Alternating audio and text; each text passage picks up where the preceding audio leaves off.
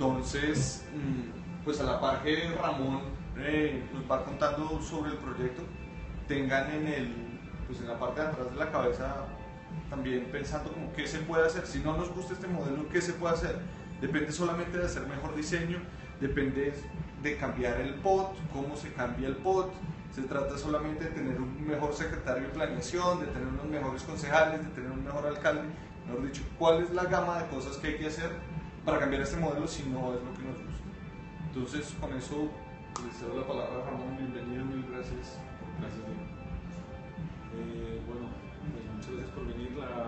Nuestra intención, hablo en plural porque somos 3 personas en esta investigación. Nuestra intención es abrir esta investigación lo más posible. Es un tema que hemos discutido durante ya varios años entre nosotros y estamos en una fase pública, digamos. Y nos damos cuenta que es una de las formas más interesantes y ver un poco cuál es la respuesta de diferentes personas, de diferentes profesiones, de diferentes ámbitos. Y estamos un poco sorprendidos por lo bien que nos ha ido con esta idea de abrirnos, porque la investigación cambia rápidamente. Van a ver que de lo que hablamos hace 2 semanas hicimos un ejercicio de digestión acelerada para presentarlo hoy, y es un poco la idea de comenzar a sacar conclusiones de las cosas que vamos hablando, y la idea hoy también es hablarlo francamente con ustedes, y pueden hacer lo que quieran, interrumpir, y ojalá tengamos tiempo para hablar al final un poco sobre el asunto. La investigación, como decimos, está enfocada, de Ciudad Isla está enfocada a hablarlo con todos los implicados. Nos interesa hablar con la gente como nosotros, o sea, los diseñadores, arquitectos, urbanistas que piensan desde el diseño, pero también nos interesa hablar con promotores, con la gente que los está haciendo y que los está volviendo realidad a través de los números. Nos interesa hablar también con la gente que está haciendo la norma, con la gente que está hablando del POT, y también con los habitantes. Es un poco todos los espectros del fenómeno urbano, cualquiera que uno trate, pues pasa por un poco ese ámbito, y esa es nuestra intención, y seguiremos avanzando en eso. Somos 3 personas. David y Daniela no se lee nada, no está para leer, es de otro lado. David y Daniela son urbanistas. David es diseñador urbano, planificador urbano, y Daniela es urbanista. Y ellos en este momento están en Washington. En Washington trabajan en el BID y no están aquí lastimosamente, están allá. Espero que en las próximas estén con nosotros aquí. El Manifiesto Urbano Escondido de Bogotá, Ciudad Isla, se llama así porque, siguiendo una frase de Curras en su investigación sobre Nueva York, creemos que hay una cantidad abrumadora de evidencia sin un manifiesto. Hay una cantidad abrumadora de evidencia de cómo se está construyendo la ciudad, y sí creemos que hay un manifiesto subterráneo de cómo se está pensando esta ciudad. La Ciudad Isla es una forma bonita de hablar de conjunto cerrado, pero es lo que más nos preocupa, que es la nueva célula urbana de Bogotá. No es la manzana, sino el conjunto cerrado. Y así crece y así crecerá, y gran parte del tejido de lo que será la Bogotá región será de esta célula urbana nueva que se dice que es el conjunto cerrado o los enclaves. Este es un plano de Fernando de la Carrera, su tesis de maestría de la Universidad de los Andes de 2013. Es una tesis que se llama Rejalópolis, una tesis interesantísima para la gente que está metido en estos temas. Es imprescindible, está bien escrita, es contundente, es ácida, y tiene una investigación bastante potente de datos de Bogotá. Es un mapa hecho por él, y él llega a decir fácilmente datos como que si uno cogiera todas las rejas de Bogotá podría ser una reja continua de aquí al Cabo de la Vela. Usted lo estuvo viendo hace 15 días. Datos que él calcula de las superficies de los lotes con los que se han hecho, o que 1.800.000 personas viven en Bogotá en conjuntos cerrados en 2013, y que hay 3.000 conjuntos cerrados contados por él en la ciudad. Estos datos aumentan a velocidades alarmantes. En 2013 no había Ciudad Verde, y Ciudad Verde es una ciudad de 200.000 personas de conjuntos cerrados. ¿Cuál es la definición de conjunto cerrado? ¿Un edificio con un portero lo tomas como conjunto cerrado o solo es varias unidades? Vamos para allá. Estoy haciendo esto. Bueno, pero era para un poco la cifra que decimos. Claro, sí, ahora estoy haciendo esto en este orden porque de lo de hace 15 días, esa fue la pregunta principal. ¿Qué diablos es un conjunto cerrado? ¿Cómo hablamos tan fácil de ello? Entonces, proponemos una definición y ahora lo hablamos. La definición de Fernando de la Carrera tiene que ver, para este análisis del 1.800.000, es una propiedad colectiva, aislada por un encerramiento de la ciudad con una puerta controlada y de acceso restringido.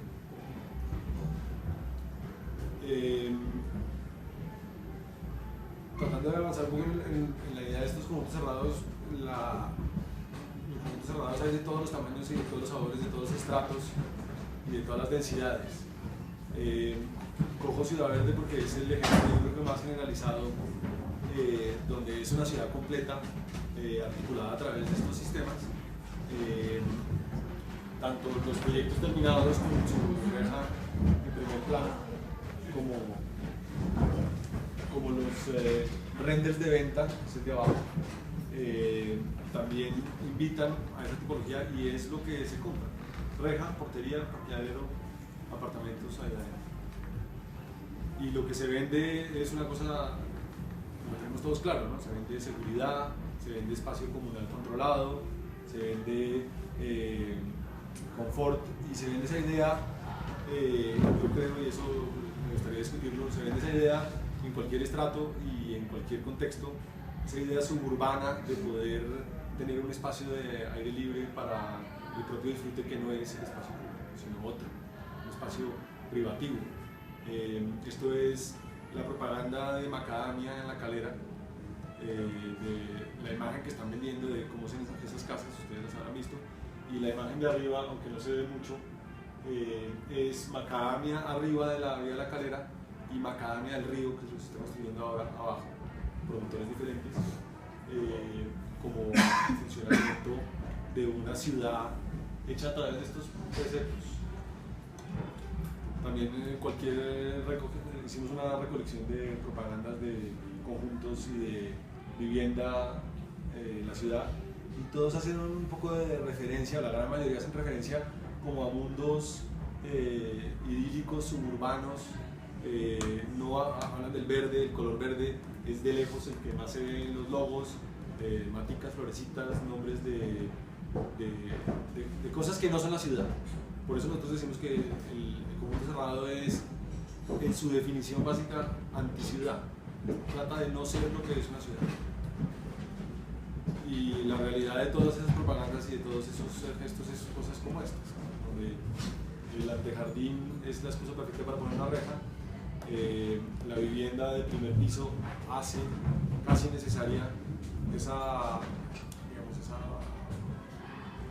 obstáculo entre lo público y lo privado para que no sea una vivienda directamente relacionada con el espacio público, que es entendible, y la muerte del espacio público como lugar de encuentro, donde comienza a funcionarse como un simple conector, ¿no?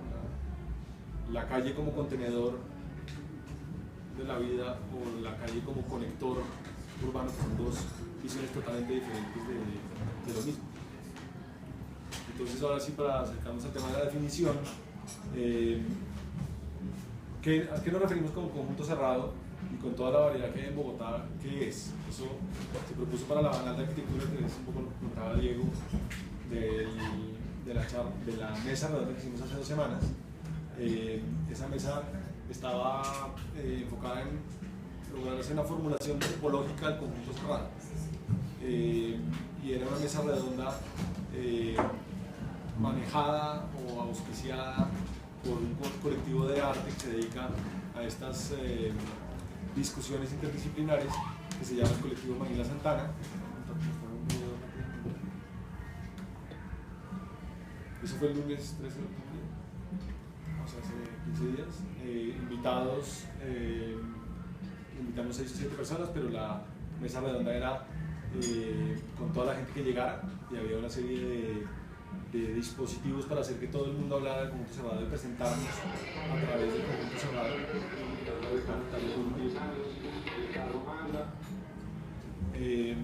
Se llamaba una mesa comestible porque la idea era hacer una intervención artística donde el conjunto cerrado se armaba, la ciudad de conjunto cerrado se armaba, o la ciudad de isla se armaba a través de comida, y hubo una serie de ejercicios que los cuales sacamos palabras clave de cada una de las experiencias personales de los que estaban en la mesa, y nos enfocamos en entender el por qué y el cómo.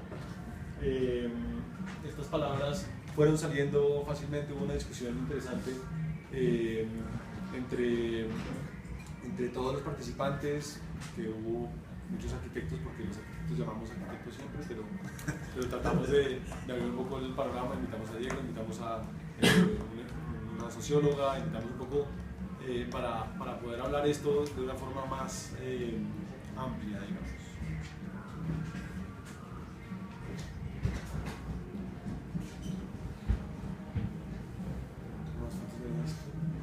Estas son las palabras que iban saliendo. Salen cosas como referentes nuestros de toda la vida, como de pies a cabeza. Es la gran serie del conjunto cerrado, es un monumento, es increíble. O cosas que cada uno tenía dentro de nuestra vida en los conjuntos cerrados, y un poco la hipótesis nuestra para esa mesa redonda era que somos una generación de bogotanos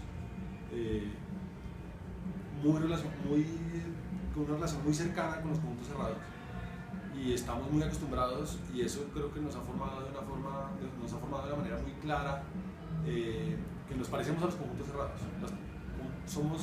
Somos un poco conjuntos cerrados en esta ciudad, y la forma en que nos relacionamos con la ciudad. Hablábamos, digamos, de esa lógica de relacionarse con el mismo tipo de persona o la misma clase social, que es básicamente un conjunto cerrado. En un conjunto cerrado se junta la gente en sus mismas castas, y es difícil hacer una mezcla en un conjunto cerrado, porque cada conjunto cerrado tiene su estrato y su sitio en la sociedad. De esto tratamos de digerir un poco, y hay dos esferas que estamos tratando de poner ahí. Una esfera urbano-arquitectónica, que es una esfera espacial, donde la ciudad-isla es lo que denominamos la anticiudad, niega todos los valores básicos de una ciudad, de posibilidad de encuentro, de diversidad, de flexibilidad, de democracia en cuanto a encontrarse en un espacio público de forma natural y abierta. Y esto es la arquitectura del enclave. El conjunto cerrado, más que la palabra conjunto cerrado que todos la conocemos, hace referencia espacialmente o tipológicamente a una arquitectura del enclave. La arquitectura del enclave es las cárceles, o los hospitales, o los colegios, que son tipologías arquitectónicas que por su propio uso necesitan aislarse del contexto.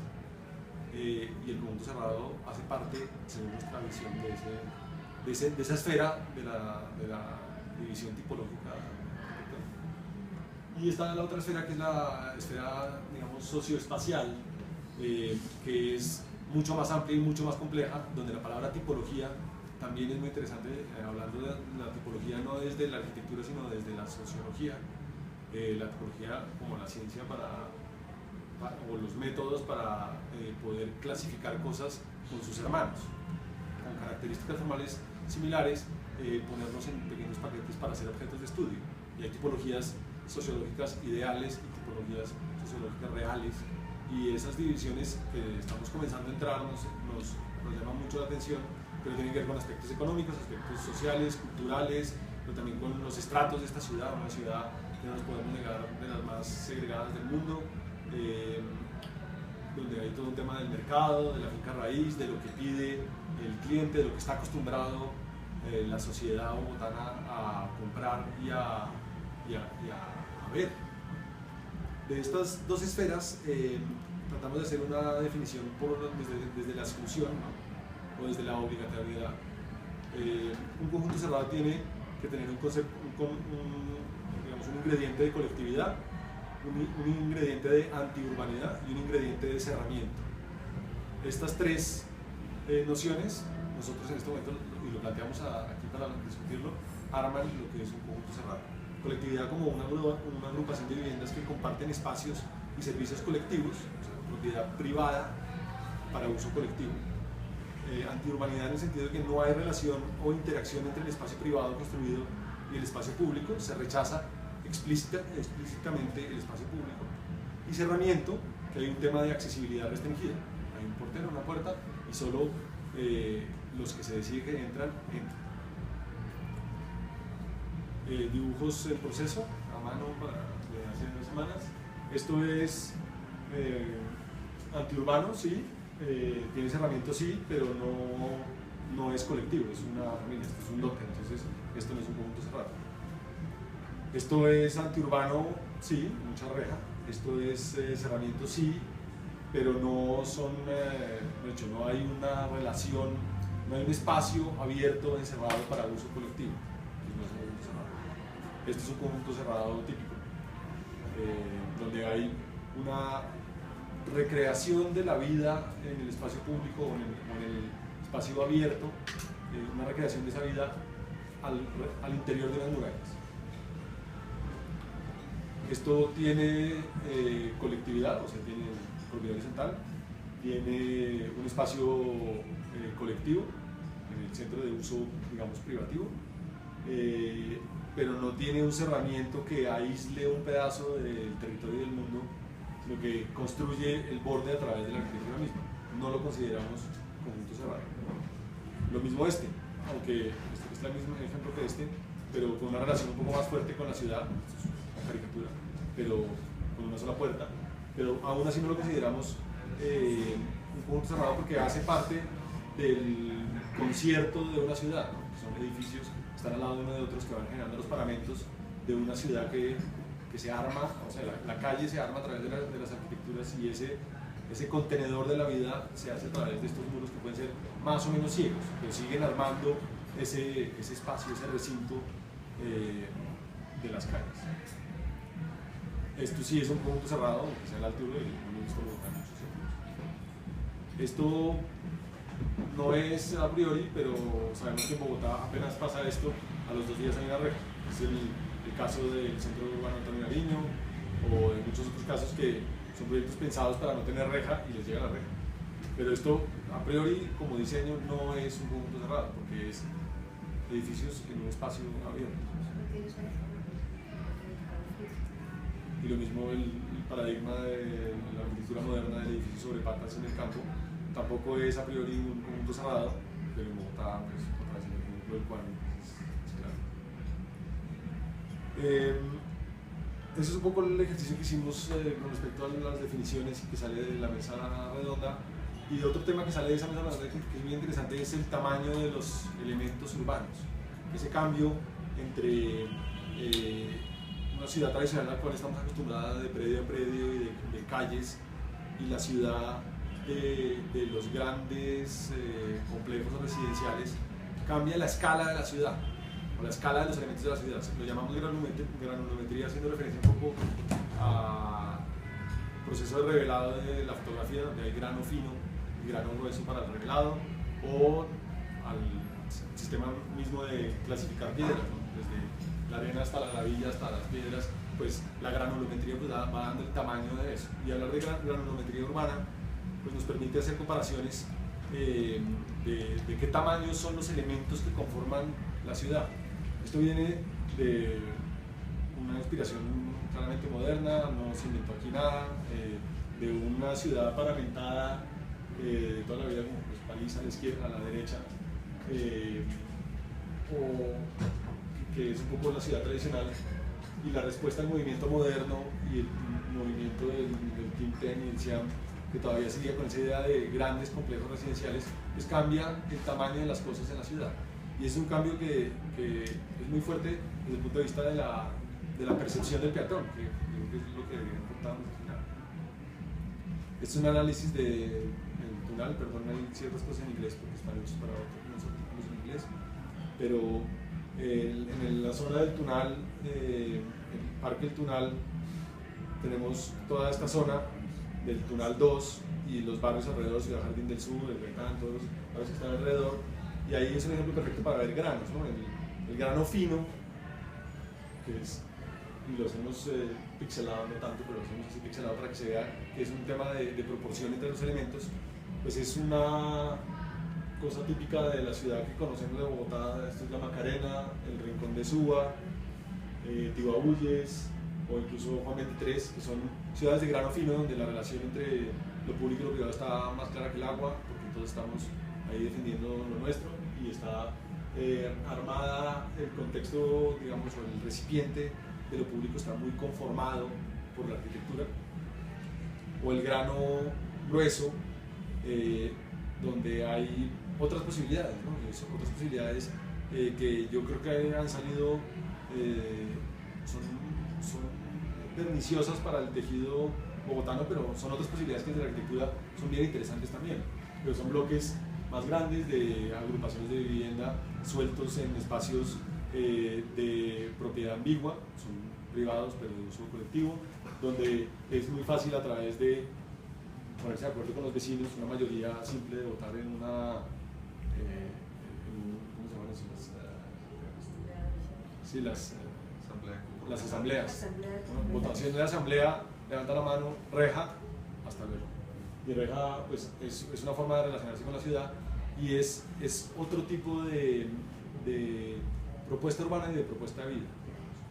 Esto viene, estuvimos rastreando, y Fernando de la Carrera es el principal, digamos, el principal rastreador de esto. ¿De dónde viene esto? Esto es Germán Samper como concejal en 1967, que logra aprobar una norma, realmente es un acuerdo 22 del 67, un acuerdo para poder hacer la ciudad de otra manera, la propiedad horizontal, los recintos urbanos, los grandes predios para construir proyectos de vivienda, un poco buscando diversidad también para la arquitectura, pero también justificando la falta de Estado para lograr hacer espacios públicos buenos y suficientes, pasándole esa tarea al privado, que tiene que dar un poco de espacios comunales para todos y hacer sucesiones tipo B, que son solo para él, para que haga una réplica de ese espacio público en la ciudad. Esto es normas mínimas y esto es Ciudad del Recreo, es exactamente el mismo modelo, y esta es una foto de esa ciudadela con la reja de obra. Muchas veces la hacen para que se quede y ya está, porque normalmente no la deberían dejar, pero ahí sigue. Otra vez la misma foto con un pequeño bonus del parque de esa ciudadela, donde realmente ese parque público es el que pierde todo el sentido, porque todo el mundo está desenrejado adentro. No estoy diciendo que los proyectos grandes sean malos, no estoy diciendo que tengamos que desarrollar la ciudad predio a predio y volver al lotecito de 6x12 para hacer toda la ciudad, sino que hay que pensar en el grano con el cual pensamos los proyectos. Esto es Peter Barber en Londres, es un proyecto de rehabilitación de una manzana grande, o sea, esto es un proyecto grande, donde está tratando de trabajar con un grano fino de relación directa con la calle, y tampoco estoy diciendo que la densidad sea un problema.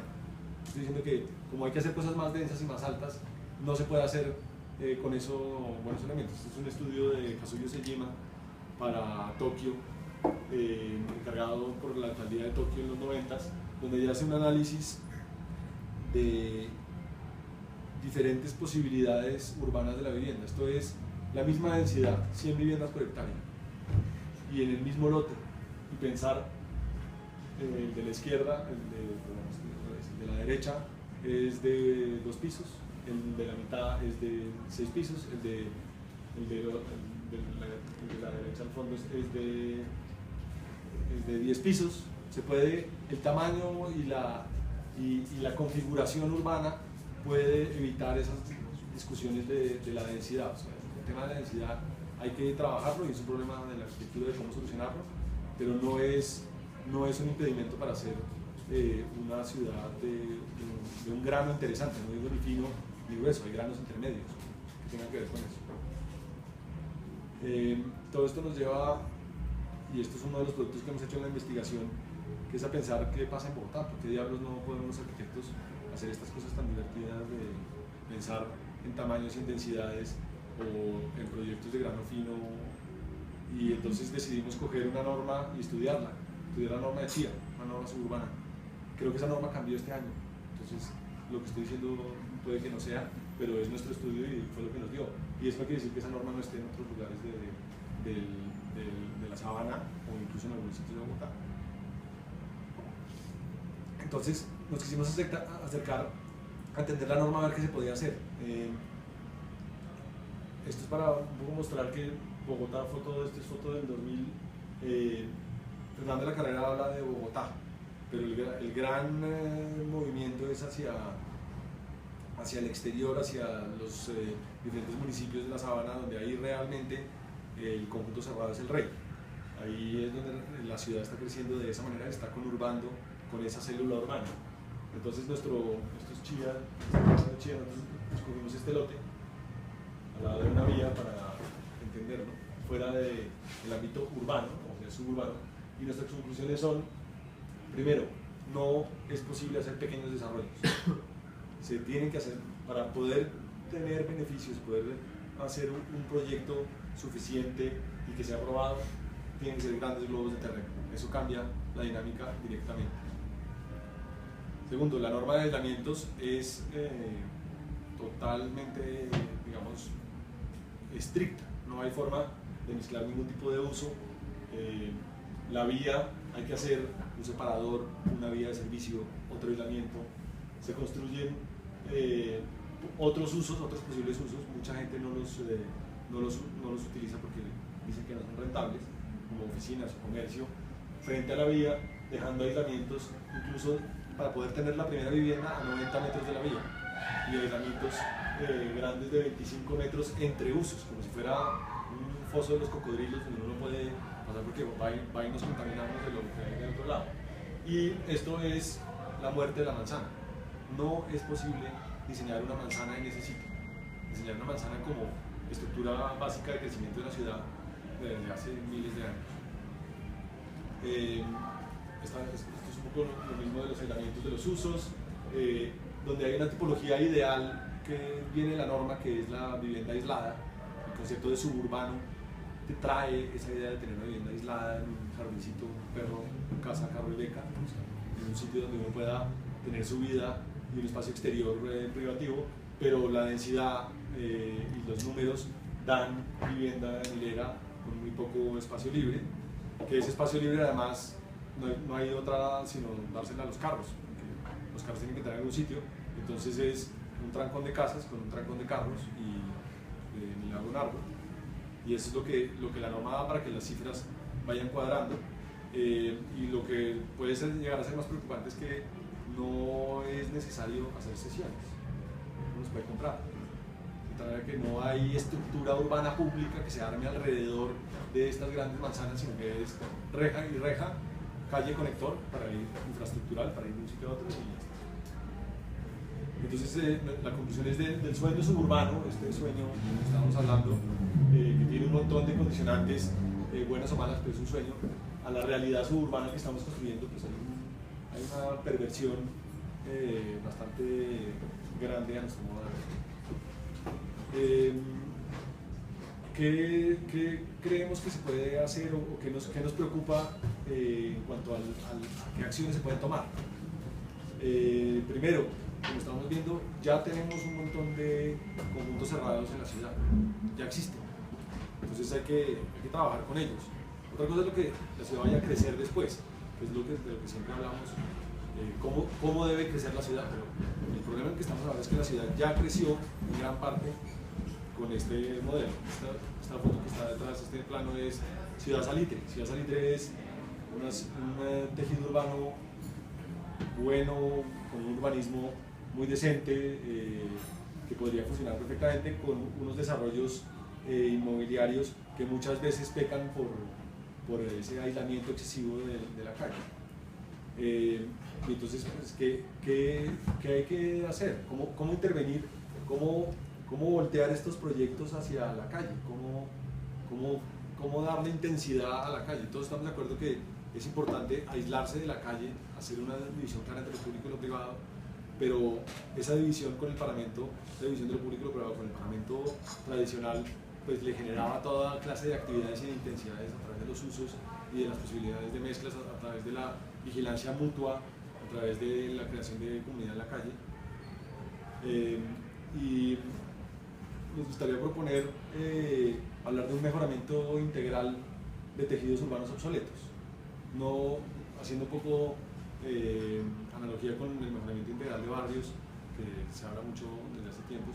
Hablar de un mejoramiento integral de tejidos urbanos obsoletos sería buscar las grietas normativas o las normas que hay que hacer para poder intervenir en esos espacios intersticiales para realmente darle más actividad a la calle de lo que tiene ahora.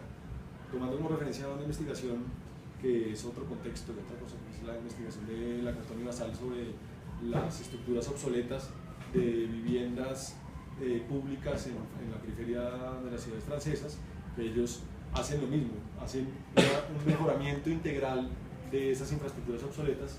Ellos lo que proponen, y se ve poco, pero del edificio existente proponen hacerle un forro, como un caparazón nuevo que le da unos métricos adicionales a las casas, o sea, una fachada nueva que les da unos metros adicionales a las casas, que las vuelve con una mejor relación con el exterior, balcones y terrazas, que de una vez sale el problema térmico de todas estas viviendas de los años 50 y 60 que tenían muy malos aislamientos térmicos, y digamos reviste o trae de nuevo a la ciudad estas estructuras que en un momento estaban un poco abandonadas.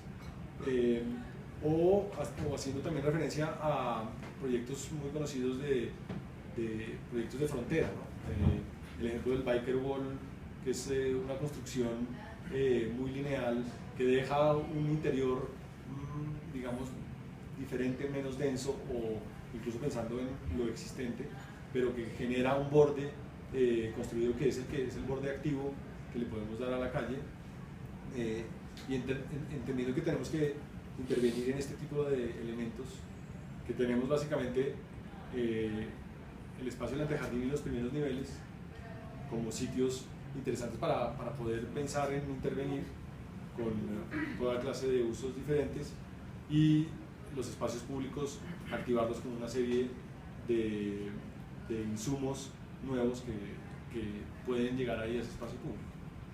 Eso es por un lado en cuanto a la intervención de lo actual, pero en el futuro también nos preocupa, y ese es el tema yo creo que más importante, es en una dinámica de esta alcaldía de expansión, ¿cuál es esa expansión que se va a hacer?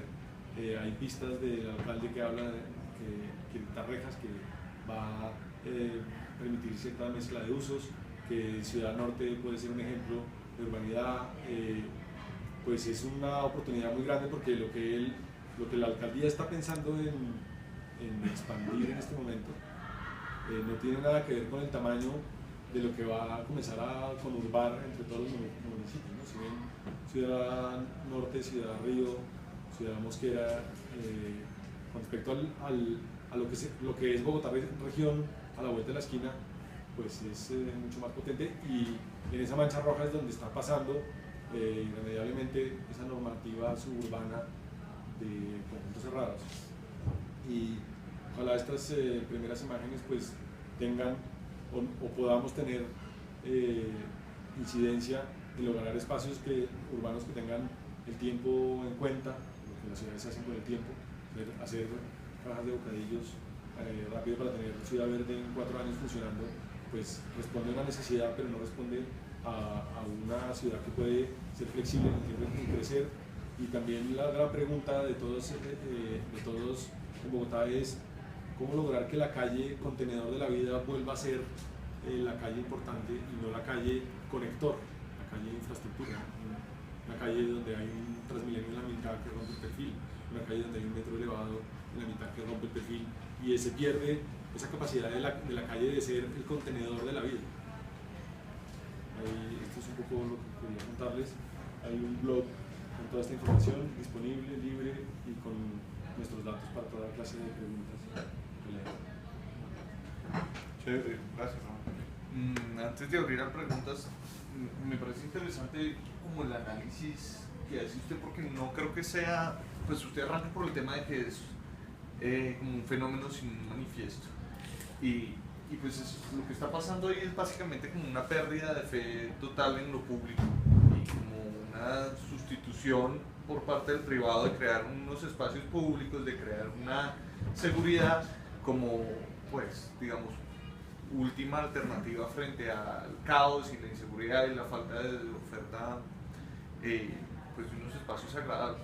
Pero eso es, digamos, también, usted lo hablaba el otro día, como que el centro comercial es el hermano chiquito del conjunto cerrado, ¿sí? Y es exactamente el mismo fenómeno, porque los espacios públicos, los parques, o no son suficientes o no son de una calidad suficientemente buena, tenemos que crear pues un centro comercial.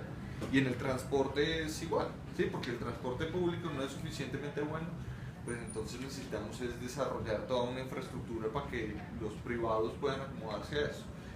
Y pues son como dos modelos de ciudad que aunque no mucha gente defiende el predominante, sí es como el diablito que tiene todo el mundo sentado acá como diciéndole, no, meta la reja, no, bájese del bus, no, mejor vamos al centro comercial.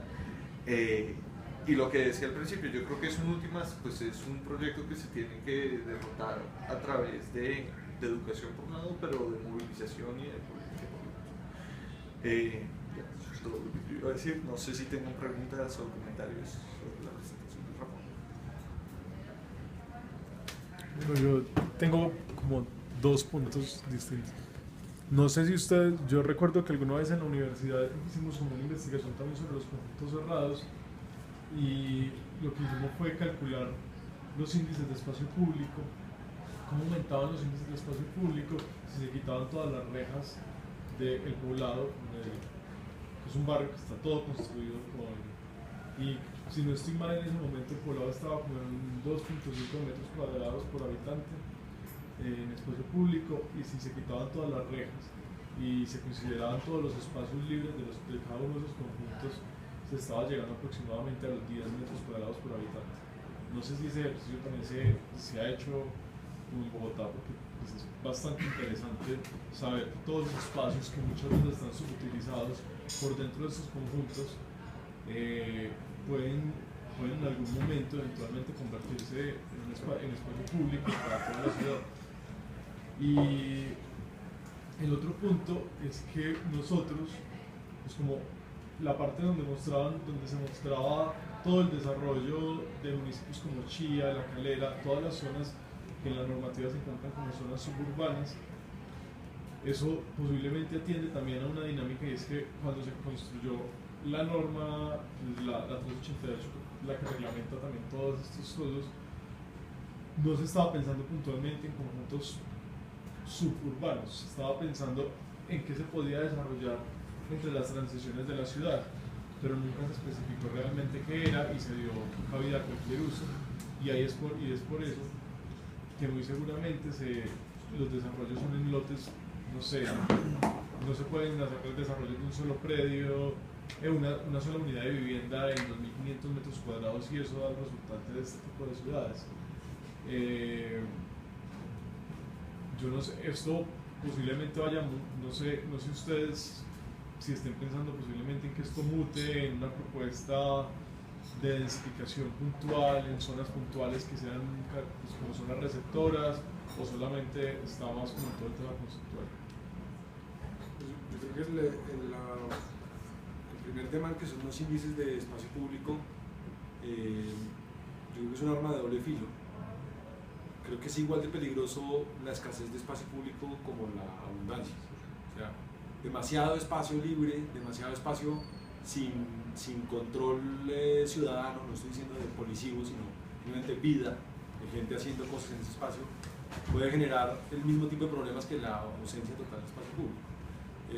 Esos índices para ciudades europeas donde sale el centro de Madrid, no sé, con un índice de 10 metros cuadrados por persona, el centro de Madrid tiene 2 parques y 480 placitas, pero 2 parques gigantescos que subsidian ese índice, pero hay un equilibrio, y ese equilibrio es el que cada ciudad logra buscar o logra construir entre los espacios confinados y los espacios abiertos.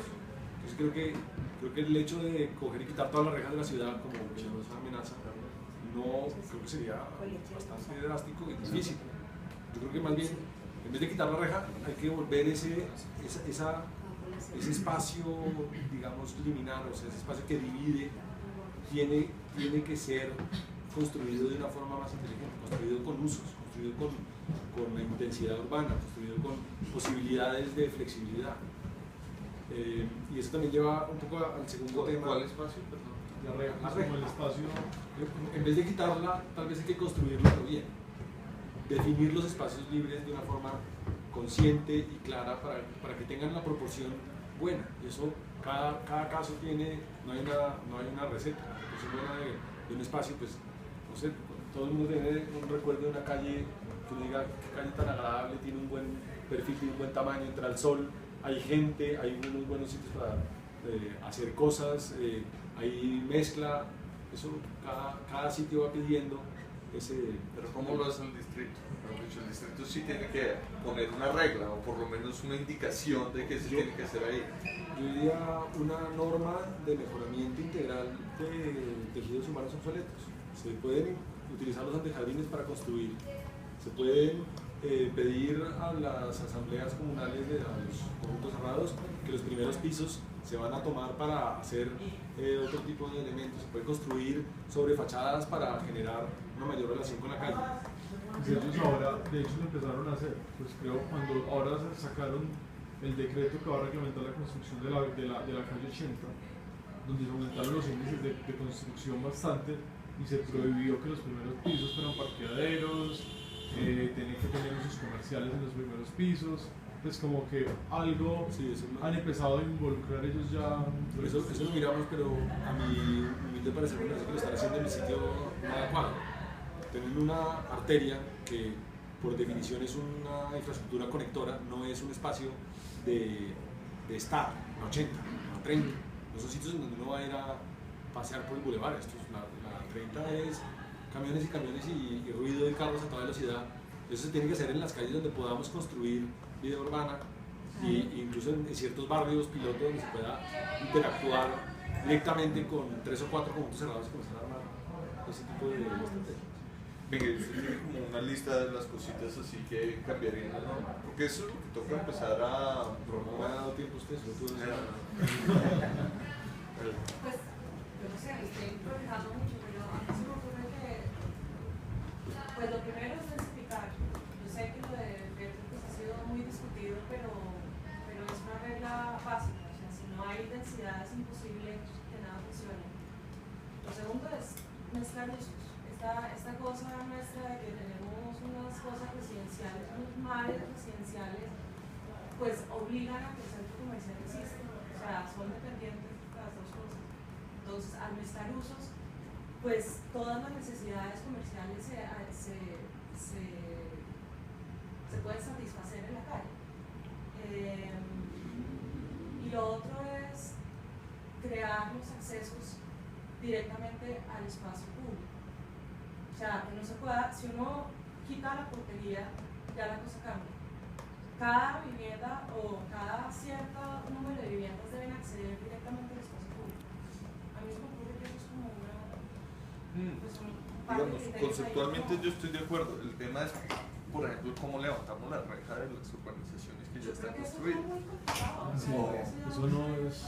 Por eso, pero digamos la propuesta o por lo menos lo que estaba discutiendo ahorita es, obviamente pues levantarlo a la fuerza no es ni lo que está proponiendo nadie, ni lo ideal, pero digamos si quisiéramos aspirar a un sitio donde pues ese no es el modelo ni siquiera para lo que ya se construyó y que esas mismas comunidades pues pudieran escoger levantar la reja en lugar de dejarla ahí.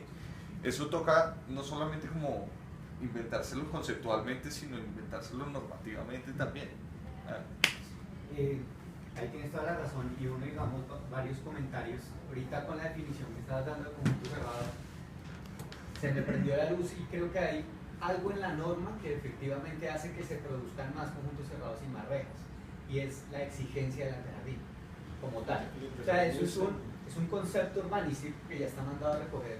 Nosotros lo vemos en ciudades en Europa, en algunas de Estados Unidos, en donde no hay antejardín, donde los paramentos de las construcciones están al lado del andén, con unos muy buenos andenes, y ahí se genera vida urbana y no hay rejas. ¿Qué pasa? Nosotros seguimos con la misma norma de hace 50 años, de un modelo gringo que se trajo cuando se empezaron a crear los diversos barrios por el ICT, Kennedy, Quiroga, etc., con antejardín. Era vivienda unifamiliar y eso era lo que se buscaba.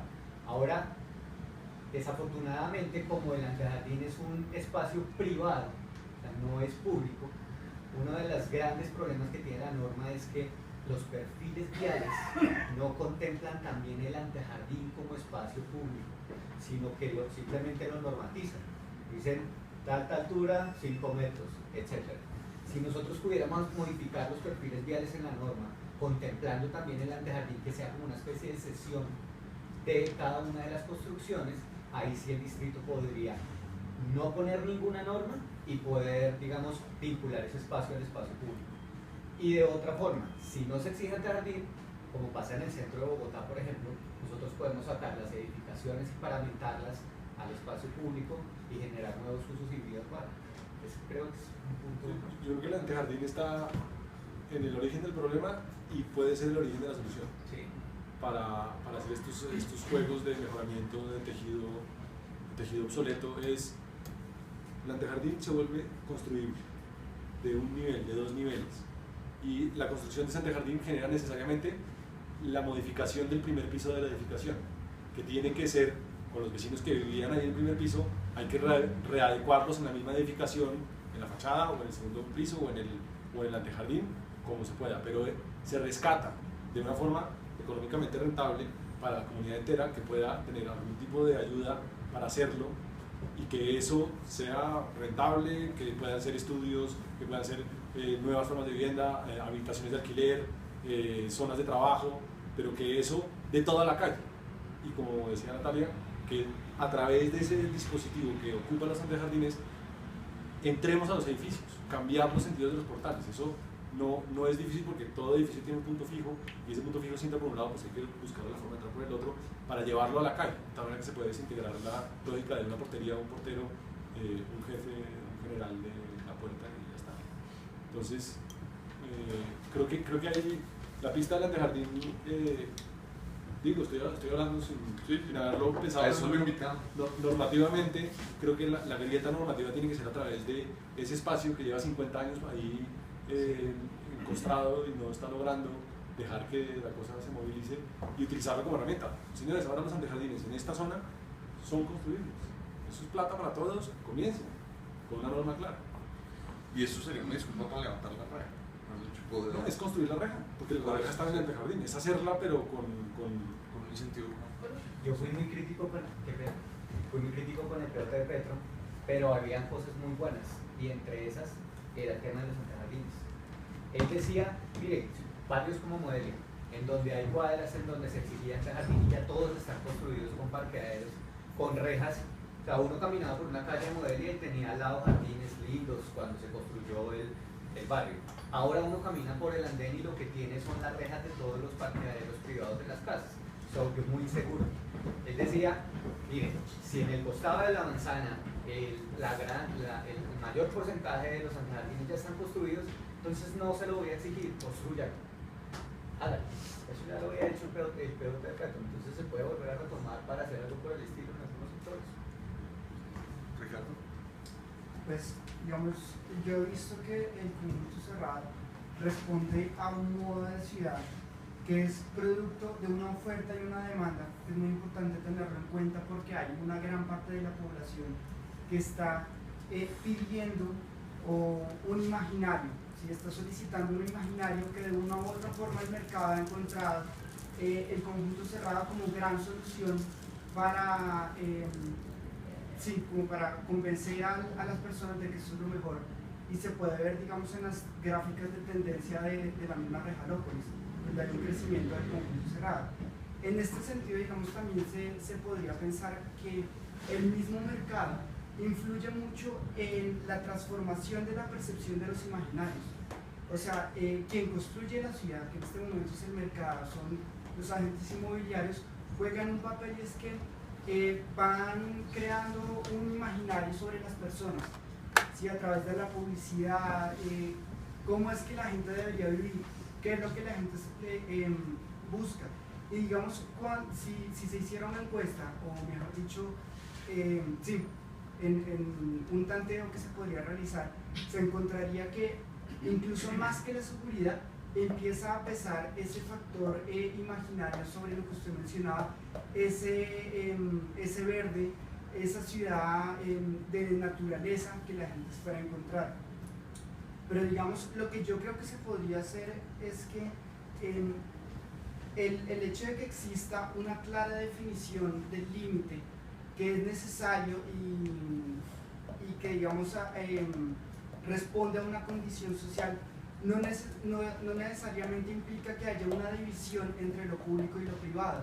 Ese borde, ¿sí? Que actualmente existe, que actualmente es únicamente la reja, se podría tratar, se podría construir, y es parte, digamos, de lo que decía ahorita, que me pareció muy interesante, y es que en el antejardín se inició el problema, también puede iniciar la solución, porque este espacio puede convertirse en un punto de transición en donde confluyen las actividades que finalmente vienen a traer la vida a todos estos espacios, que pues claro se necesitaría una flexibilización de la norma.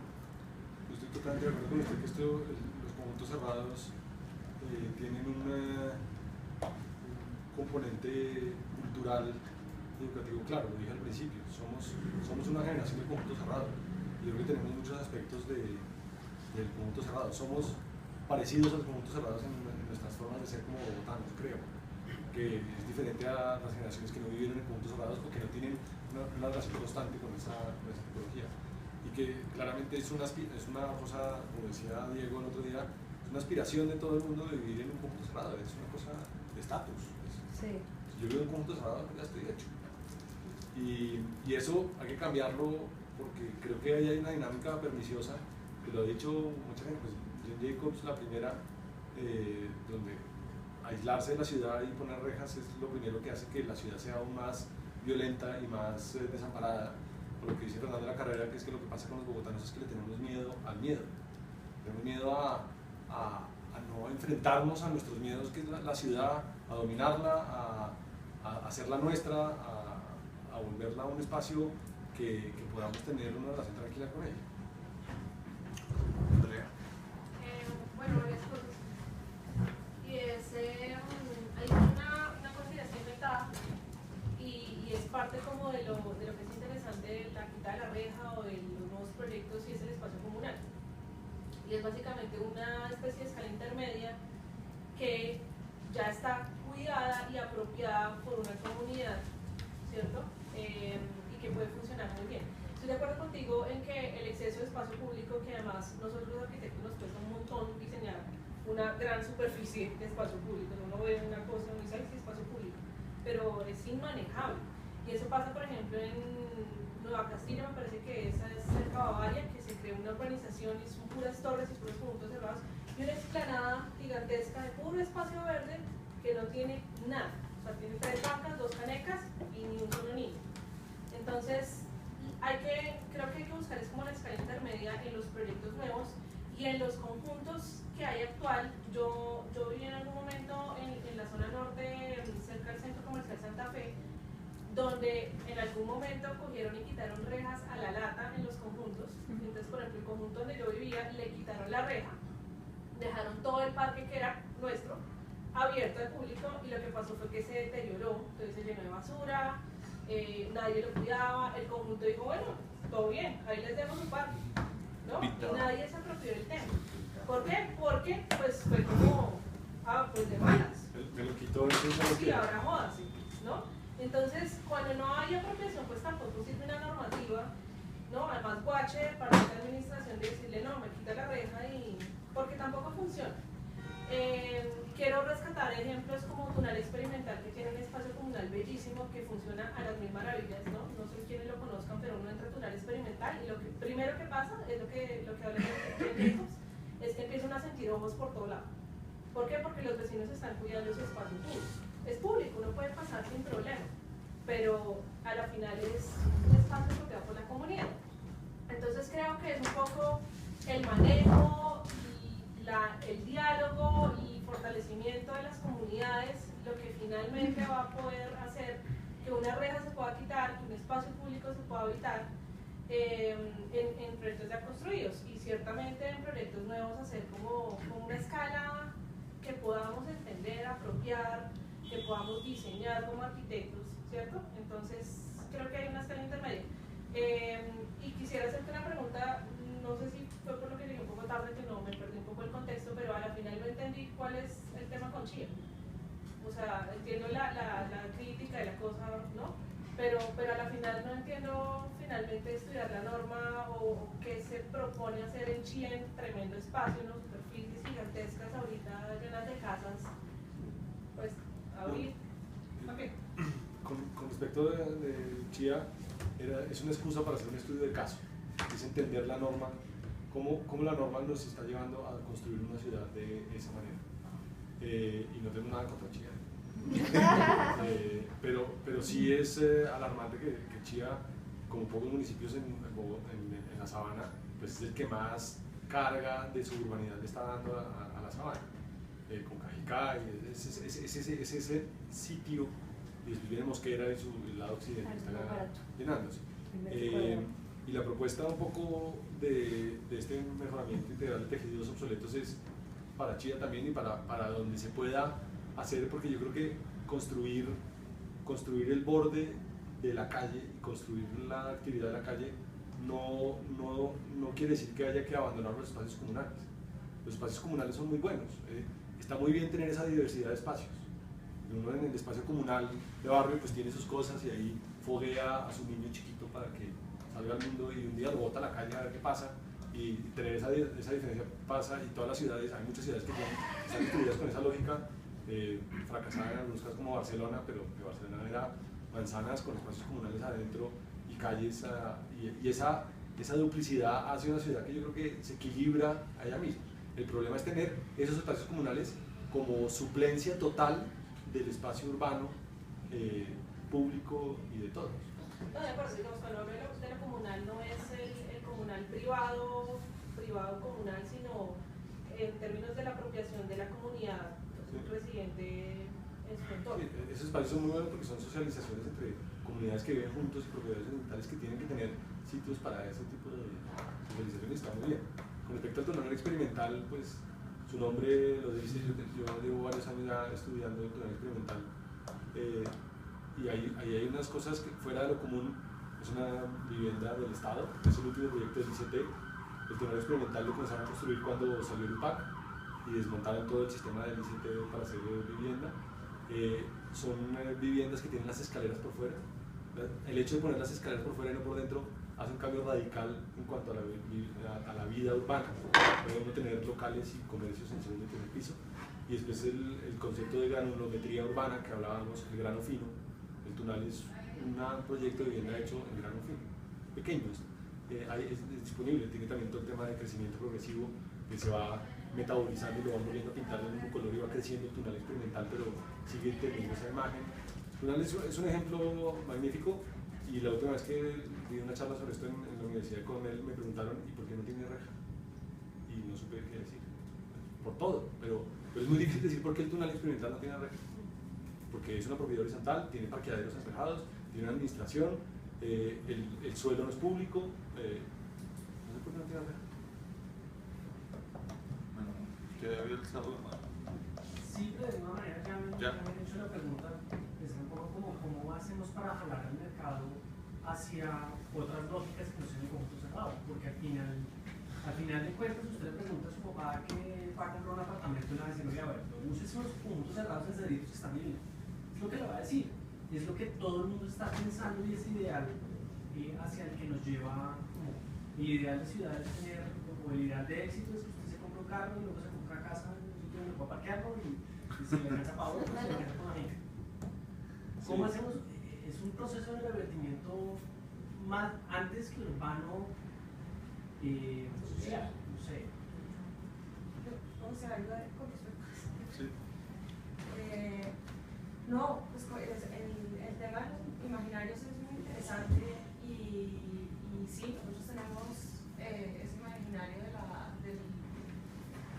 de la ciudad de 1 hectárea compuesta por casitas en bloques aislados, pero también yo creo que Nueva York en sí es un imaginario y más aún Manhattan es un imaginario.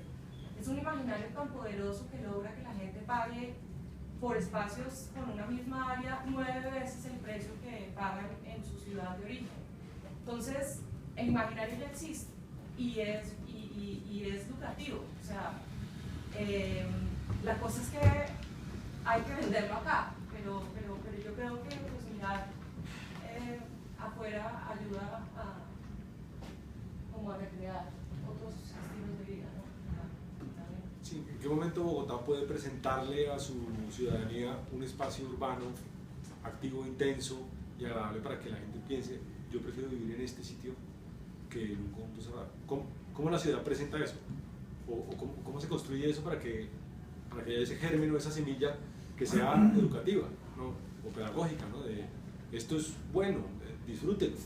Ahí hay que ver, estoy totalmente de acuerdo con usted que el gran problema es que la demanda de conjuntos cerrados es la que genera ese tipo de ciudad y se vende fácilmente y es un negocio fácil y así se hace. Venga, acá bien, que lleva rato alzando la mano. Yo creo que es un tema también de cultura y mentalidad, respondiéndote a ti. Una pregunta es que yo tengo la oportunidad de vivir en conjunto cerrado en Bogotá y en Chía. De hecho, me traste hace poco a Bogotá nuevamente. Y de hecho, bueno, son varios temas. Uno es quitar la reja. Mira que sí se vuelve de cierta forma necesario, analizando también metrovivienda, ciudades de recreo, que rejas para adentro los conjuntos comienzan a generar dinámicas económicas internas donde el primer piso es la tienda de barrio, la lavandería, ¿me entiendes? Y se cierran por completo a la comunidad, o sea, la comunidad se cierra por completo a salir del conjunto porque tiene servicios adentro. Eso mismo está pasando ahorita en Fontanar. Fontanar es una extensión absurda de tierra grandísima. Le pusieron el centro comercial gigante, que es como una estrategia más o menos que dice, bueno, vamos a permear un uso público que es un centro comercial, pero esto le está sirviendo al conjunto haciendo Fontanar. ¿Sí? Entonces, yo creo que es importante ver pues, cosas como una reja o cosas como una delimitación de lo que es privado o lo que es público, sí marcan la diferencia en el uso y la percepción que tú tienes de la ciudad. Por ejemplo, cuando yo vivía en Bogotá, yo tenía en el conjunto cerrado, mi conjunto tenía una cancha de tenis que estaba sola todo el día, toda la semana. Lo usaban un par de veces los fines de semana y nada más. Y esa cancha colindaba contra el cerramiento del conjunto, que era el antejardín de 2 o 3 metros, donde la gente sacaba a pasear los perros en un ciclovía persona y un rato. Pero si me entiendes, imaginarse una sesión de cómo se ve una cancha de tenis a la ciudad, quitando la reja, marcaría una diferencia considerable, porque son espacios que están subutilizados dentro de un área de una estación muy grande que no tiene sentido, es un área subutilizada. Por ejemplo, ahorita que también vive en Chía, lo mismo, es un conjunto de 90 casas en una extensión de tierra muy grande que tiene teatrino, cancha de squash, cancha de no sé qué, son espacios que nadie usa y se cierra por completo al pueblo, que de por sí toda la concentración, toda la densidad de vivienda está más hacia el centro de la periferia, son estas manchas gigantes de conjunto. No tiene nada que ver, no están conectados. Eso hace que entre conjunto y conjunto, alrededor de la congregación, comiencen a aparecer espacios como centros comerciales pequeños que comienzan a servir uno o dos conjuntos. Y así sucesivamente se vuelven como núcleos que generan desarrollos alrededor y desconectan por completo la red urbana o la dinámica urbana que se tendría con el pueblo. En el caso de Chía. Es decir, yo venía a descubrir el centro de Chía las cosas interesantes que tenía el pueblo mucho tiempo después, porque yo me lo pasaba relegado en el conjunto y si necesitaba ir a comprar algo me iba al centro comercial a 2 cuadras, que ese mismo centro comercial era propiedad de un conjunto que colindaba al otro lado. ¿Sí? Entonces comienzan a generar esas células hacia los bordes y se desconectan por completo de lo que es el núcleo urbano.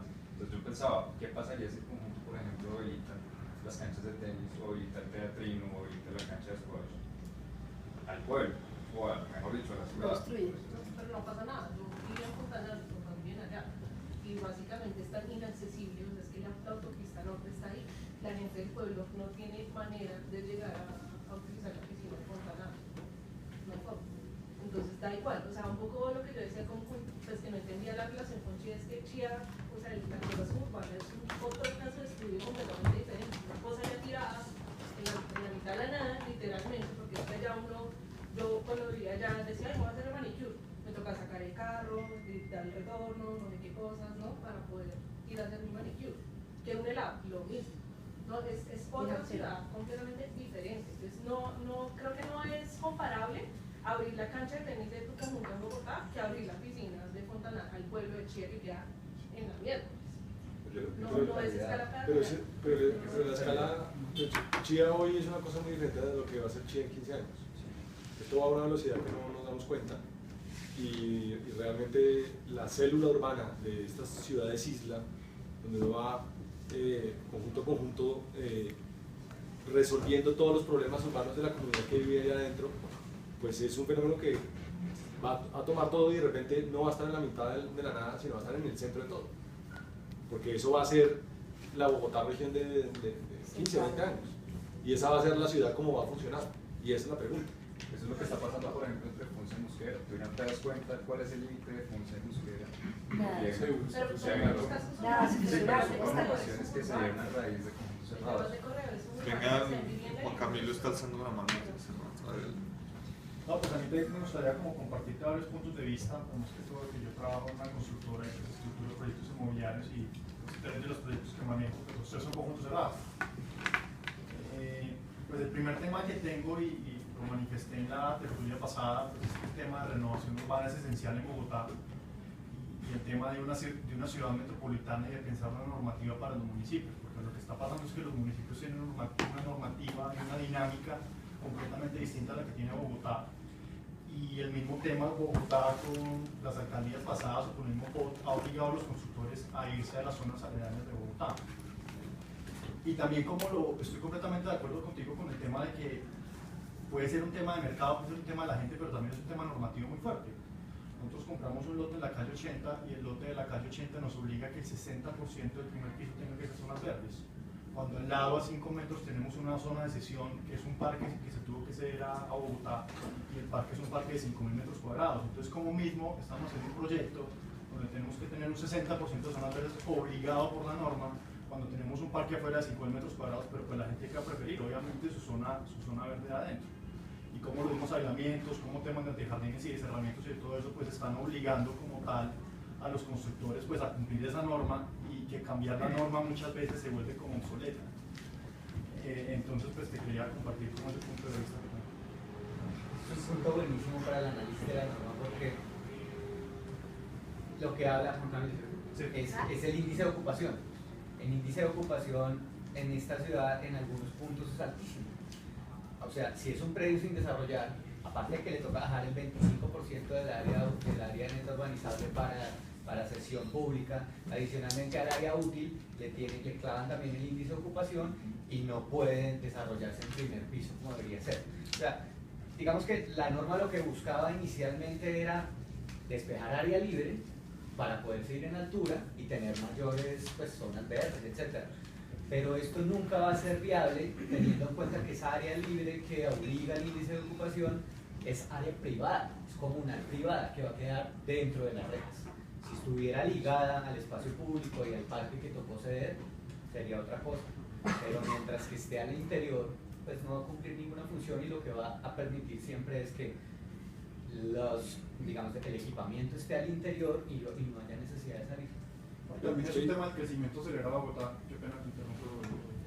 Hay otro proyecto que se llama la Selva de Madrid que también estructuramos y ese proyecto tiene una densidad de vivienda muy alta porque pues, son como 12 viviendas por hectárea, una vaina súper bajita. Entonces como tal eso hace que sean unos conjuntos con unas zonas verdes muy grandes en la mitad, con unos temas muy grandes.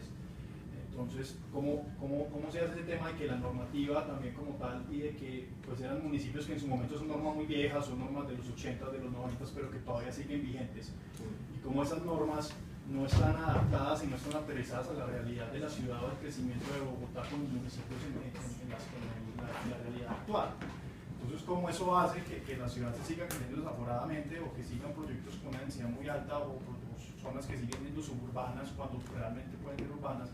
Y eso haya que haya un crecimiento desorganizado de la ciudad. Yo creo que ahí otra vez la pista del equilibrio es bien importante de entender, ¿no? Hay que diferenciar densidad con compacidad. Yo creo que la norma para poder crecer en la altura de Bogotá está pensada desde los preceptos modernos de las torres en el espacio libre. Que uno poder crecer en altura tiene que tener al vecino ya 80 metros. Pero eso no es verdad. La arquitectura nos ha mostrado que se puede hacer de otra manera totalmente diferente y sigue siendo muy vivible y muy agradable, y esa densidad que se logra es muy buena para lo que pasa en la calle. Hay que poner todos los ingredientes, es como hacer una buena receta de cocina, hay que poner los ingredientes bien puestos para que haya la suficiente cantidad de gente, el suficiente espacio público, la suficiente densidad para que la gente tenga una vida de proximidad suficientemente activa para que todo pase y todo sea rentable. Entonces, esos equilibrios son los que creo que en una revisión de un POT deberían repensarse de alguna manera para entenderlas, por lo menos, ¿no? ¿Cómo se generan esos equilibrios? Porque todo el mundo dice, no, vamos a densificar grandes zonas, perfecto, comencemos, pongamos altura de 25 pisos, entonces uno comienza con la altura de 25 pisos, pero tiene que poner una torre cada 80 metros, entonces no llega a nada, y entonces el aislamiento de dos veces y media la altura, entonces genera unos perfiles que son unos perfiles que vienen pensados por Hilbersheimer y Le Corbusier hace 70 años.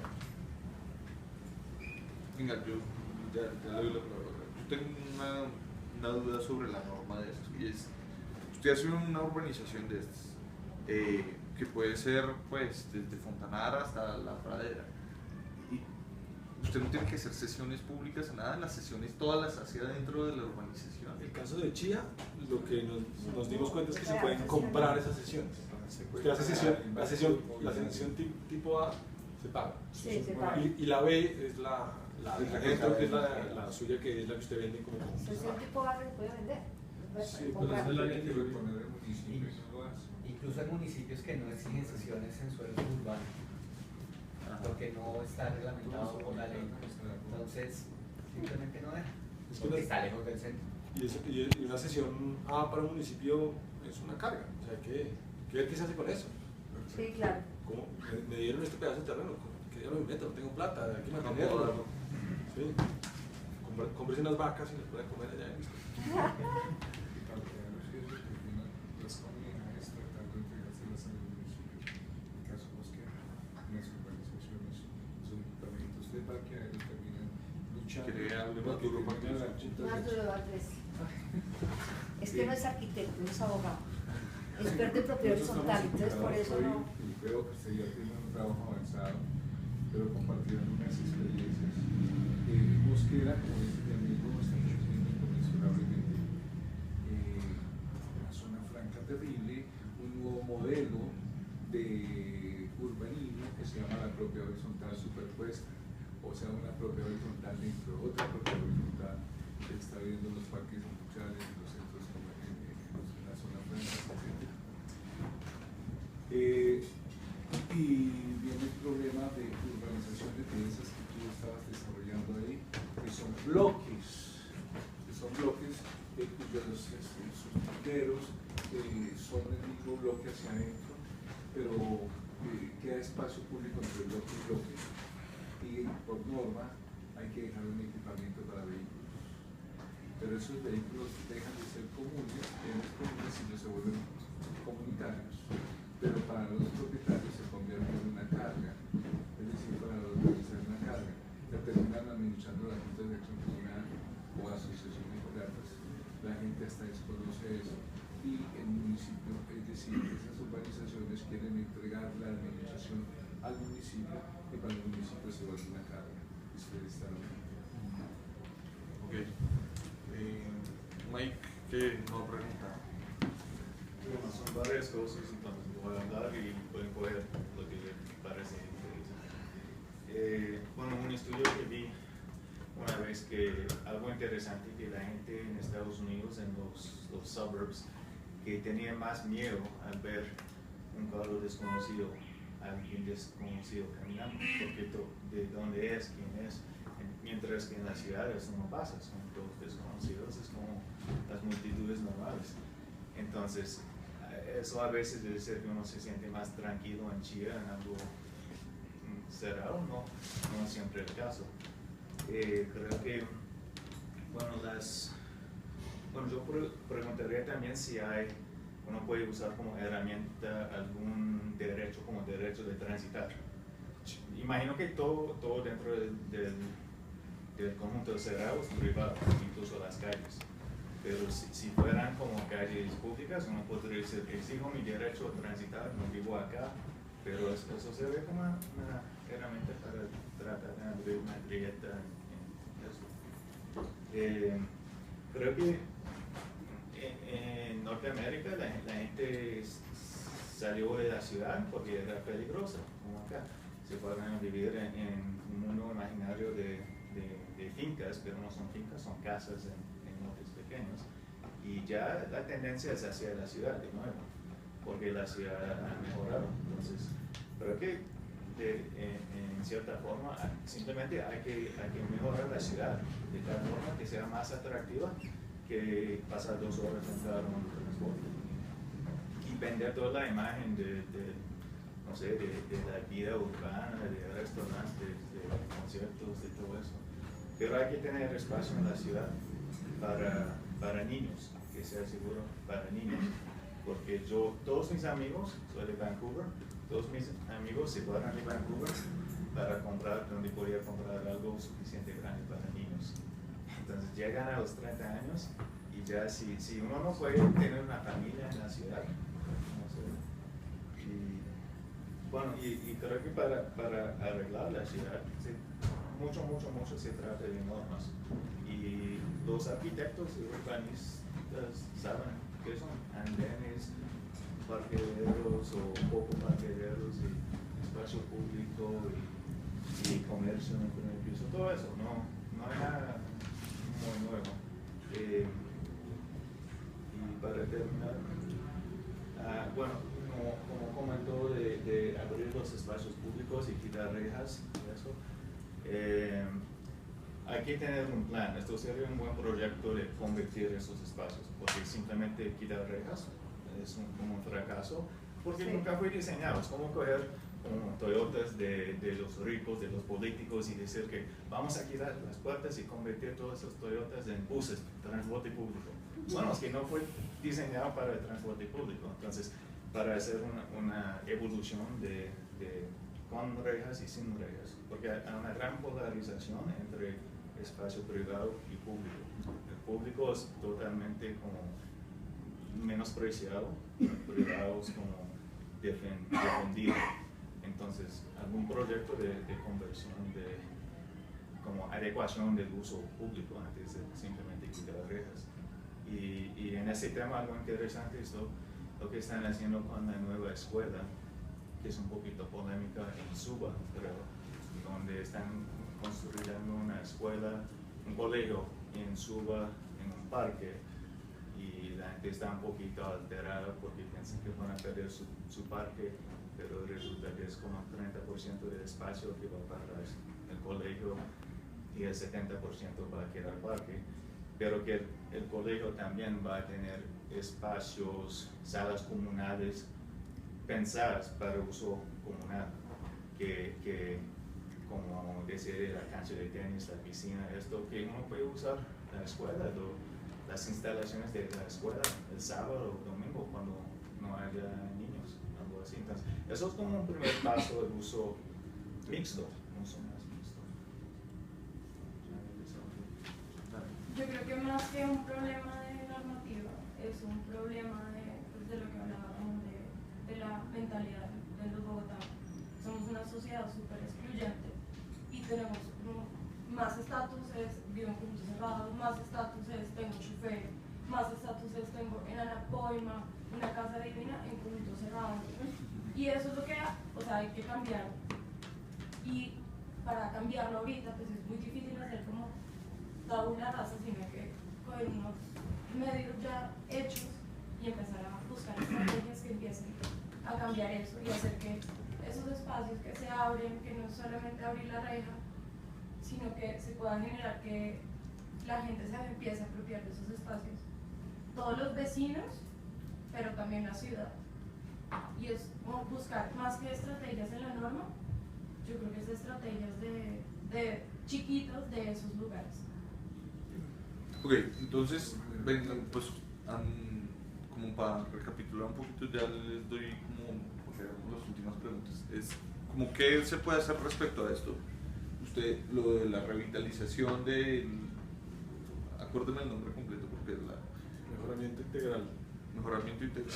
Pero es como, pero para que no se mezcle con el otro. ¿Cuál es la segunda mitad? Del tejido urbano, de los tejidos urbanos obsoletos. Eso es como una especie de acupuntura urbana para revitalizar estos, pues estos espacios que hoy son conjuntos cerrados. Eso es una política pública. Y es parte de una cosa más grande que es el cambio de la norma de que se puede hacer en la ciudad. Sí, eso es, pues, son dos cosas. Otra cosa que decía Juan Camilo es un poco como tratar de buscar una norma a nivel regional que pues no solamente ayude a que esos espacios mejoren en Bogotá, sino que no se siga replicando el mismo modelo por toda la sabana. Creo que otra cosa... No dar más tierra, básicamente, o sea, invitar a la renovación. Yo creo que el punto importante es invitar a que las ciudades funcionen. Los centros de la ciudad, si los centros de la ciudad funcionan, puede ser suficientemente atractivo para que los promotores trabajen en ellas y no tengan que trabajar donde está el trabajo, que es afuera, en lo suburbano. Sí, yo diría que la renovación urbana y eso, pensar la ciudad-región, una ciudad metropolitana con una norma común, o con una norma que se ayude. Okay. Normas diametralmente opuestas. Pero hay otra cosa que han mencionado varios y también es como un cambio cultural, y eso pues tal vez no hemos sido como muy concretos en cómo se puede hacer. Sí, eso se hace a punta de qué, a punta de publicidad, se hace a punta de educación, se hace a punta de literatura, de películas, ¿de qué? Porque es muy importante, pero pues no sabemos bien cómo hacerlo. Venga, las últimas dos, o bueno, diga usted y le doy las últimas dos. Eso es importantísimo, pero nosotros como hay varios aquí arquitectos que comprenderán, nuestra herramienta es el espacio. O sea, yo creo que luchar un comportamiento que está basado en el estatus, hay que sembrar la semilla de la urbanidad como un estatus enfrentado, ¿no? Y eso es a través de la norma y a través de una inversión pública para decir, lograr espacios urbanos lo suficientemente potentes y con espacios para niños y con espacios para poder vivir tranquilos y seguros y limpios y todo, que sembrar esa semilla yo creo que puede comenzar a equilibrar esa balanza de lo bueno es estar aislado. ¿Cómo se siembra eso? No sé, pero creo que es como una gran película, una gran propaganda, una gran publicidad. Es la ciudad funcionando. De eso. Pero yo pienso que son paradigmas porque si uno ve el Parque Virrey funciona muy bien como un espacio público, una zona verde con vías y todo, con una cantidad de edificios al lado y es una zona verde en el norte de Bogotá, donde la gente camina, pasan perros, pasan cosas. Y lo que pasa en los conjuntos cerrados, en las zonas a las afueras de Bogotá, es que lastimosamente todo ese espacio verde, esa zona verde, esa zona comunal, pues se ha aislado a los privados, en vez de ser una gran zona verde donde todos sus conjuntos y toda la gente lo compartan. Pero el Parque Virrey no creo que lo podamos definir como un espacio urbano exitoso a nivel internacional. No es el San Martín de París, es otra vaina. Pero acá una escala criolla sí, pero no es el éxito rotundo. Y los cambios. Lo que pasa es para muy pocos. ¿Sí? O sea, esa aspiración. No, de acuerdo, pero el Parque Virrey, yo no sé. Pero lo que estaba pensando es que nosotros siempre hemos querido copiar modelos gringos europeos en Colombia, pero hay que mirar realmente cómo adaptamos esos modelos a la realidad local de nosotros, porque hay unas condiciones de inseguridad como tal, hay unas condiciones de, lastimosamente, desigualdades sociales o de clasismo, como lo queramos llamar, que hacen que haya esas barreras, como la misma evolución de nosotros como sociedad pues ayuda a que se vayan haciendo esos cambios. Entonces, como lo vamos haciendo digamos, un crecimiento paulatino, cómo vamos haciendo esos cambios paulatinamente. Por eso citaba ahora a Fernando de la Carrera que lo que hay que hacer es perderle miedo al miedo. Sí, O sea, la inseguridad es hija en gran parte de ese miedo a poder estar en el espacio público. La inseguridad existe y existe en muchos sitios y uno tiene la mala suerte de que lo pueden atacar en cualquier sitio del mundo y ya ha pasado. Pero el problema es vivir con ese miedo y reaccionar de esa manera a todo con ese miedo de primeras. Pero ¿cómo se cambia eso? Esa es la pregunta. Que es fregado de... Venga, las últimas dos preguntas se las voy a dar a personas que no han dicho. Bueno, Olga, Guillermo y Clara, 3. Sí, yo lo que quería decir es, los que ya pagamos por vivir en un conjunto cerrado. Yo vivo en Sierra Temporal, soy la presidenta de la multijunta y nosotros no queremos mezclarnos con nadie. Nosotros pagamos por vivir ahí. Tenemos una entrada y el que entre ahí es el que vive ahí. Tenemos canchas de tenis, tenemos zonas de barbecue y demás. Entonces nosotros no queremos de ninguna manera que nos vayan a abrir. ¿Por qué? Porque nos vamos a abrir lo que ha pasado en Calleja, por ejemplo, en la localidad de Usaquén. En la Calleja abrieron el cerramiento y ¿qué pasó? Todos los grafiteros destrozaron las casas, todo el parque está abandonado, lo que tú dijiste. Entonces, o sea, no es justo que personas que cuando un constructor te vende a ti, te vendes conjunto cerrado. ¿Qué tienes tú en el conjunto cerrado? Una serie de zonas comunes, vives en propiedad horizontal y uno mismo las cuida. Entonces lo que yo veo es que toda esa belleza que es relacionarse con el espacio público serán los nuevos proyectos que tengamos que hacer. Y ya quitarnos el miedo de que es una sociedad insegura y de que la gente lo que quiere es destruir y no construir y respetar las cosas. Entonces no sé, definitivamente cuando estábamos en el gobierno de Peñalosa, en el primero, del 98 al 2000, el terrorismo fue cuando él quiso abrir todos los cerramientos. Y fíjese que iba a abrir Antigua. Antigua es una cosa emblemática, entonces, o sea, eso no se hizo, pero, o sea, no me parece que es justo si tú como constructor me vendes a mí algo, un derecho y yo pago, pues respéteme mi derecho.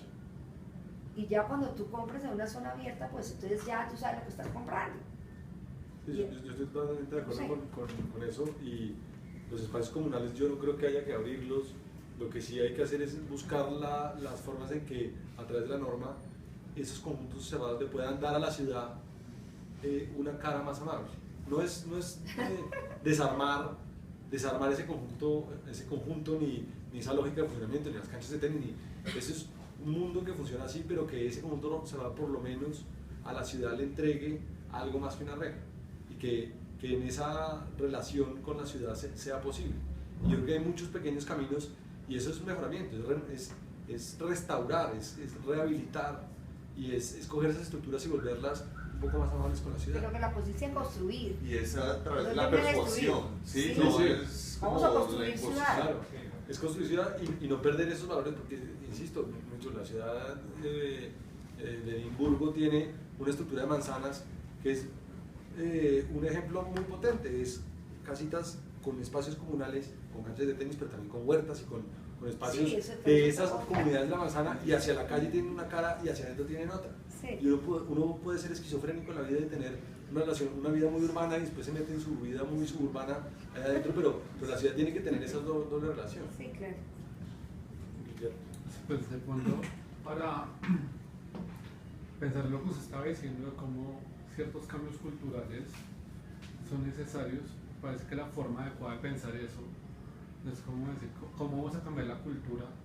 Porque eso no depende de 20 personas, es como meterse. Lo que parece que uno puede pensar es en qué condiciones la gente va a ser más proclive a pensar más en lo público, de una forma que se lo pueda apropiar de un modelo de ciudad que sea súper interesante. Pienso que Peñalosa hizo muchísimo en la fue buenísimo porque fomentó en muchas zonas de la ciudad el espacio público de una forma muy bien hecha. Y me parece que es por una parte esa parte urbana. También yo pensaría que la economía tiene mucho que ver ahí. Pienso que parte de los pueblos, no sé usted qué pueda pensar, ahí sería mi pregunta. una hipótesis, no tengo cómo confirmarla, pero me parece que la economía en Bogotá impide hacer muchas cosas, por muchas razones, porque es una ciudad en la que todo el mundo se viene gente, viene gente. Eso no depende tanto, no creo que dependa solo del distrito, que creo que en Estados Unidos, es decir, en Estados Unidos las ciudades más despobladas es Washington, todo el mundo está en Nueva York o en Los Ángeles, en Bogotá.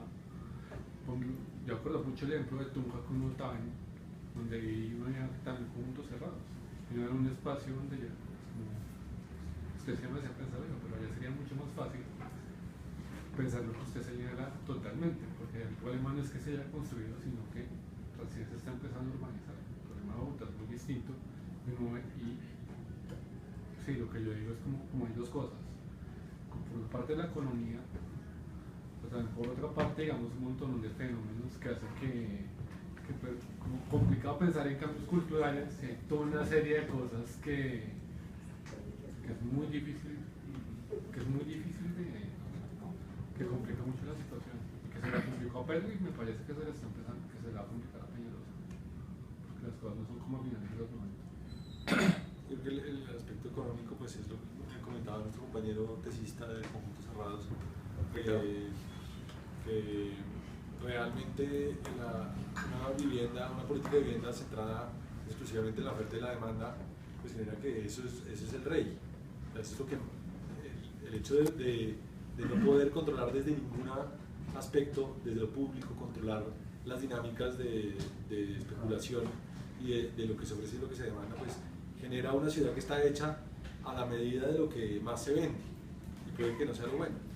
Y también los grandes poderes económicos están detrás de la norma en muchos casos, y eso es lo que decía Marcela Sanginés en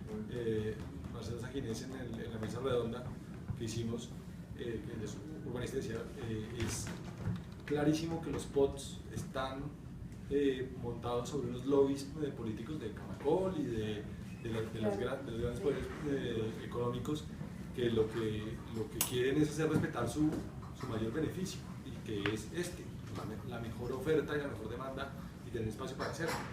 Si el distrito les comienza a poner trabas y decirle que tienen que hacer cosas que no son tan rentables, pues eso se desmelena, porque llevan 20 años muy cómodos en ese modelo exclusivo. Realmente 20 años no son 40. El nacimiento de UPAC acaba con toda la política pública de vivienda y se la otorga paulatinamente al sector privado, y ahí el UPAC es la oferta y demanda pura y dura.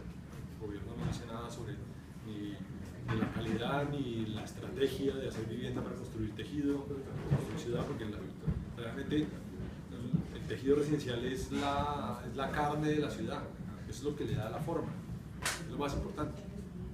Y si el gobierno no puede incidir sino a través de normas que están terciadas por los grandes poderes económicos, pues estamos en una trampa bastante difícil. Bueno, Clara, la última. Bueno, yo no soy de aquí, se nota. Bueno, yo soy de Barcelona. Gracias. Y realmente cuando leí acá, me hecho bastante todo Bogotá en general y Colombia, y el modelo de vida que hay. Claramente creo que también se tiene que tocar una parte muy importante, que es que no se quiere la ciudad. No se quiere porque está degradada. Está degradada porque no, pues el ayuntamiento, el gobierno no se encarga de eso, porque también ya hay esos conjuntos que la gente vive en una burbuja, pues da igual lo otro. Es mi sensación. Pues es muy importante intentar hacer este tipo de intervenciones, y pues toca empezar desde no sé, partes políticas, empezar a hacer estas promociones como un ejemplo de cómo se puede convivir con ese tipo de diferentes usos. Y se me olvidó. Bueno, pues me alegra tener una discusión tan movida de este tema, que ojalá no lo dejemos acá. Estoy seguro que Ramón seguirá trabajando en esto, pero como decía Clara y como traté yo de decir al comienzo, es un tema público en el que pues si uno no participa en estas cosas desde la academia, desde espacios como este, pero también desde la política, pues va a seguir la inercia que lleva. Entonces, más que cerrar la discusión ahorita, la invitación es a ver cómo podemos continuar pues, promoviendo un modelo de ciudad distinto desde escenarios pues, en los que nosotros participamos cotidianamente, y a la hora de que se abran los espacios políticos, pues también llegar a incidir proponiendo un modelo distinto. Nada, mil gracias Ramón, que ha invitado para todas las otras charlas, como todos ustedes. No las sintetizas otra vez, renovación de lo obsoleto. Herramienta integral de tejidos urbanos obsoletos. Yo quería dejar alguna reflexión como para la próxima. ¿Qué se piensa hacer frente a un código nacional de policía que aparece, que entra en efectividad el 29 de enero próximo y que tiene una injerencia bastante en la norma urbanística, en la sanción urbanística, y donde recoge una teoría de Bogotá, de doctrina, en que dice que los elementos arquitectónicos de los edificios públicos y privados son espacio público, y que eso trae una consecuencia, que es que no prescribe, no hay caducidad en las acciones para recuperarlo, ¿verdad? Les dejo esas reflexiones en el futuro, porque ya hay una norma, ya había una vertiente doctrinaria. ¿Y qué se piensa hacer frente a eso? Porque podría ser una herramienta para recuperar espacio público, ¿sí? Para aquellos conjuntos que hacen cerramientos arbitrarios, ¿verdad? Para aquellos constructores que utilizan el cerramiento temporal de obra y lo dejan definitivamente y se ha vendido espacio público para recuperar distintos aspectos. El fin de semana, el balcón que se cierra, la terraza que se construye. ¿Y cuáles serían esos elementos arquitectónicos más comunes, más vulnerables? Fachadas, terratines, cubiertas, que hacen parte del espacio arquitectónico, que hacen parte como del mobiliario urbano, se puede decir así, ¿cierto? Entonces, de pronto ese aporte. Bueno, mil gracias. Dentro de 8 días, como les conté, entonces viene Carolina Medina, que es la presidenta de la Asociación de Tenderos de Bogotá. Es un tema nuevo, nosotros no miramos mucho temas de desarrollo económico, pero como les dije, esta chica parece que es un hit, entonces están todos muy bien. Buenísimo.